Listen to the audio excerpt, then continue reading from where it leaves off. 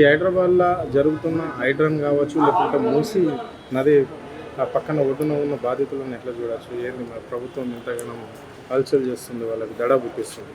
ఈరోజు ప్రభుత్వం తీరు చూస్తుంటే మనకి చాలా ఎంత బాధాకరమైన విషయం అంటే, పేదలు ఒక రూపాయి కూడబెట్టుకొని గరీబులు వాళ్ళ సొంత డబ్బు, ఎందుకంటే రిజిస్టర్ ఖైదాలు అవి ఇందిరమ్మ ఇచ్చిన ఇల్లులు ఉన్నాయి, అందులో ఇందిరమ్మ ఇచ్చిన వీళ్ళ ఇల్లులు ఇస్తారు, ప్రాపర్టీలు ఇస్తున్నారు, మళ్ళీ వీళ్ళ కూల కొడుతున్నారు. వాళ్ళు పేదవాళ్ళ ఎవరికి చెప్పుకోవాలి?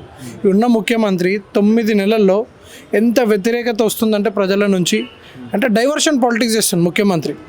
రుణమాఫీ నుంచి హైడ్రా మీదకి షిఫ్ట్ చేయడం వల్ల 6 గ్యారంటీల పథకాలను ప్రజలు మర్చిపోయినారు. అంటే మర్చిపోయేలా చేసిండి ముఖ్యమంత్రి. అది కొంచెం తెలివిపోవడం నేను ఏకీభవిస్తాను.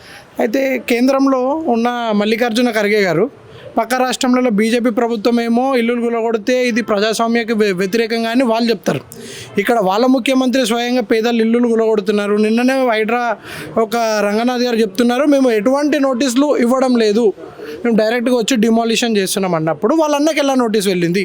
వాళ్ళ అన్నది నెల రోజుల కింద ఒక ప్రముఖ న్యూస్ ఛానల్లో వస్తుంది, ముఖ్యమంత్రి అన్నదే ఇల్లు గులగొట్టడానికి నోటీసులు పంపించినారు, ఇల్లు ఖాళీ చేయమన్నారు అని అంటే వారికి ఒక న్యాయము, పేదలకు ఒక న్యాయమా? డబుల్ బెడ్రూమ్లు కూడా ఈరోజు మేము కట్టించిన డబుల్ బెడ్రూమ్ ఇల్లులోనే వాళ్ళు ఇల్లు వేయడం జరుగుతుంది. సొంతంగా ఇప్పటి వరకు ఒక్క ఇల్లు కూడా నిర్మించడం జరగలేదు. ఇంద్రమ్మ ఇల్లు కింద ఇల్లులు ఇస్తా అన్నప్పుడు పేద ప్రజలకు ఫస్ట్గా వాళ్ళ కార్డులు అనేది చూపించి ఆ తర్వాత మీరు డిమాలిషన్ చేయాల్సిందిగా మేము కోరుతున్నాం. అక్కడ గత 20-25 సంవత్సరాల నుంచి ఉంటున్నారు అదే ప్రాంతంలో. ఇప్పటివరకు ఫ్లడ్స్ వచ్చినా అక్కడ ఏమి ఇబ్బంది కలగలేదే. ప్రజలు అంటున్నారు అక్కడ ఏమైనా ఇబ్బంది ఉంటే ఖచ్చితంగా తొలగించండి.